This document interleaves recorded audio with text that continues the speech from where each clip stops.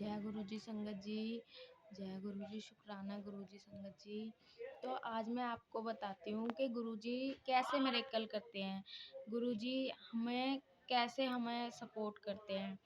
तो मैं एक आपको किस्सा बताती हूँ कि मेरी सिस्टर उन लोग आईसीयू में थी। उनकी बहुत ज़्यादा तबीयत ख़राब थी। उनकी इतनी तबीयत ख़राब थी कि उनको कोई कह नहीं सकता था कि ये बच जाएंगी। तो लेकिन मुझे विश्वास था, पूरे इतने बड़े परिवार में सिर्फ मुझे ही विश्वास था कि वो ठीक हो जाएंगी, क्योंकि मैं उनको कभी कभी गुरुजी के यहाँ पे लेके जाती थी। तो गुरुजी का स्वरूप भी था उनके पास, तो वो भी पूजा करती थी। तब वो आईसीयू में थी, तो सबने मतलब उम्मीद छोड़ दी थी कि अब बच पाएंगी। तो मैं एक दिन कहने लगी कि अपने हस्बैंड को कि चलो हम गुरुजी के यहाँ पे चलते हैं। तो हम वहाँ पे गए। गुरुजी गुरुजी से मतलब हमने घर पे भी अरदास की थी गुरुजी से कि गुरुजी आप हमें मतलब जैसे कि मेरे को विश्वास था कि गुरुजी आप मुझे मुझे कुछ ना कुछ ऐसा संकेत दो कि हाँ गुरुजी आप हमारी मतलब हेल्प करोगे कि आप हो यहाँ पे।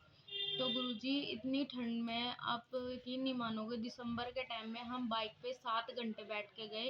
7 घंटे हम बाइक पे इतनी ठंड में बाइक में गए गुरुजी के यहाँ संगत में। उस दिन लोहड़ी का दिन था।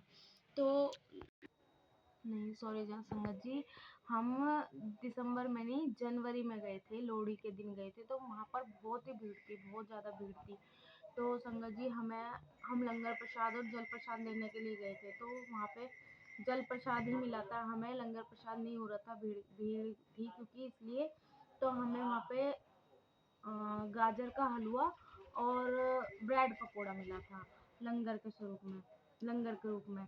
तो हम वहाँ से वो ही लेके आए थे। तो संगत जी मैं इतना सोच के गई थी कि गुरुजी मुझे ना आपके ब्लेसिंग चाहिए। तो आप यकीन नहीं करोगे संगत जी, जब हम लाइन में लगे ना, मैं इतने वो गुरुजी को याद करी थी, गुरुजी आप मुझे ब्लेसिंग दो, मुझे नहीं पता, मुझे ब्लेसिंग चाहिए तो चाहिए। मुझे पता था आज मुझे ब्लेसिंग मिलेंगी संगत जी, लेकिन आप यकीन नहीं करोगे, जैसे ही हम लाइन में गए, आगे हम थोड़ी सी लाइन में गए, तो वहां पर एक आंटी ने मुझे बोला, मैं उनके पीछे जाके खड़ी हुई, तो वो आंटी पीछे मुड़ी और उन्होंने मुट्ठी बांध के मुझे हाथ में खोला और बोला कि लो जय गुरु जी। और मैं इतनी खुश हुई कि मेरे ना आंसू आंसू आने लग गए आंखों में से। मेरे को यकीन ही नहीं हो रहा था कि गुरुजी मेरे को ब्लेसिंग अभी यहीं पे ही दे देंगे लाइन में ही। फिर संगत जी हम अंदर दर्शन करके हमने लंगर प्रसाद करा। फिर वहाँ से हम आए तो फिर मैंने जल प्रसाद लिया। तो मैंने एक और जल प्रसाद मांगा उनसे, अंकल जी से। तो अंकल जी कह रहे कि नहीं आंटी जी, एक ही मिलेगा। मैंने कहा नहीं अंकल जी, मुझे हॉस्पिटल लेके जाना है अपनी सिस्टर इन लॉ के लिए।